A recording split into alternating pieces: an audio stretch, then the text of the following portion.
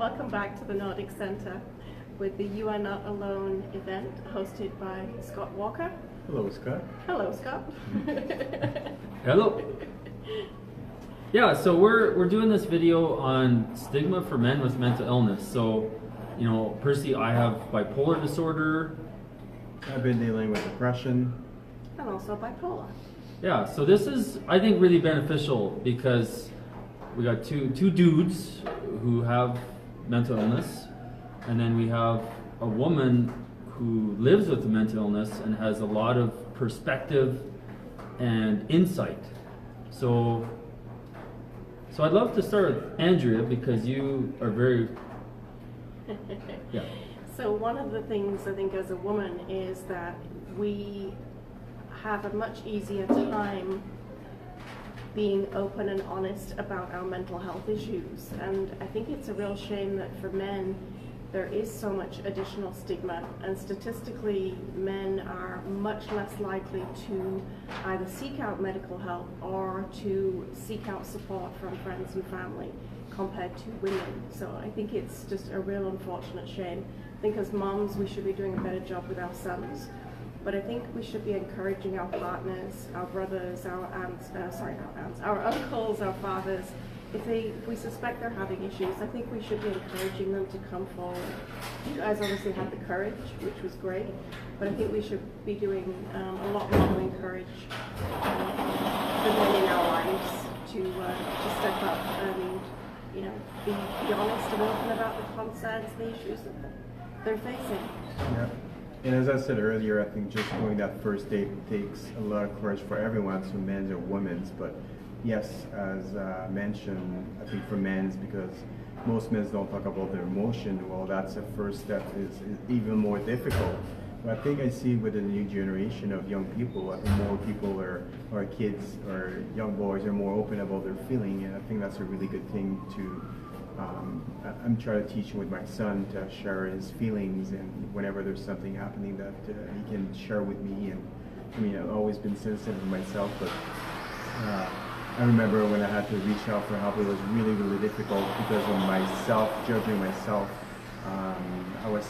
My ego was telling me that I was a loser, I was stupid, but I think making that first step is really, really important. And please share your feelings. There's nothing wrong with sharing your feelings. I think the more you keep those emotions inside, is if you imagine you have a balloon or like a balloon inside, and the more you keep your emotion, well, it's just going to get bigger and bigger. And if you fill it with water, it's just going to get bigger and harder. And then what's going to happen at some point, it's just going to explode. So you do have to learn to open up and share feelings. Or sometimes what's good to do is just to write. If you don't feel comfortable by talking, you can just write a letter to yourself or write a letter to someone, or just putting those words on paper really, really help. But it's important to learn to not keep that inside, because it's going to explode at some point, and usually when it does, it's a bit too late. Yeah, thanks for sharing. It's so true.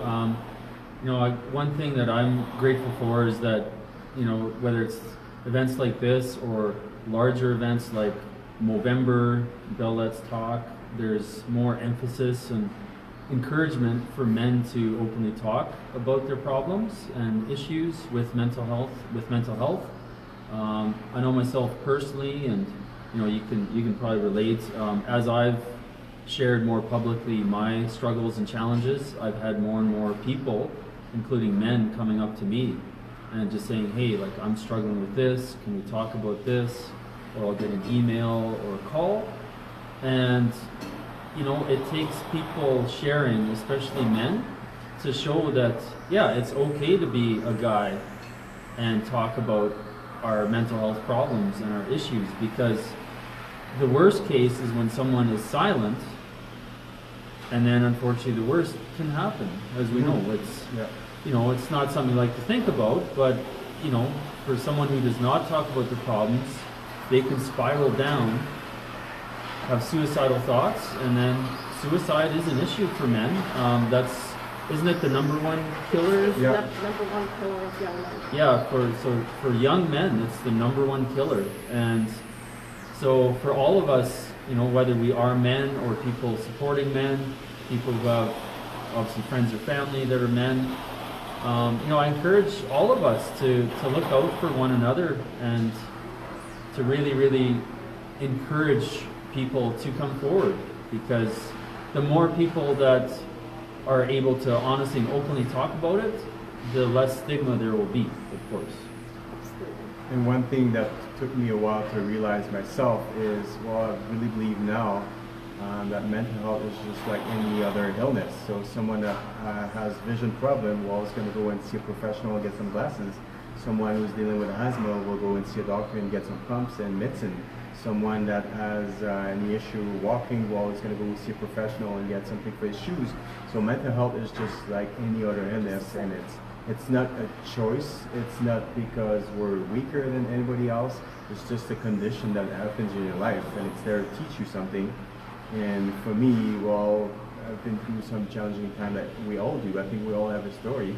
But depression, now looking back at it, I'm thankful because it teach me to be myself, to look up for life, to see the beautiful things in everything that before I was taking for granted. So it's important to remember that yes, mental health is there, but it's just like any other illness. So anyone who's going through mental illness challenges should deserve respect, and there's treatments for it, and just like anybody, well, there's help out there for you.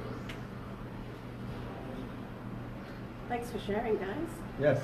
Yeah, no, I wanted to thank Andrea and Jean-Francois for doing this here, and I guess the last thing I'll say too is that, of course I forgot it now that I'm on live video, but yeah, I had a good closing and it went. So bottom line is, if there's anyone you know that you feel could benefit from seeing this video, again, the whole point of You Are Not Alone is to help the people that are feeling alone, the people that are struggling at this time of year. A lot of men suffer in silence.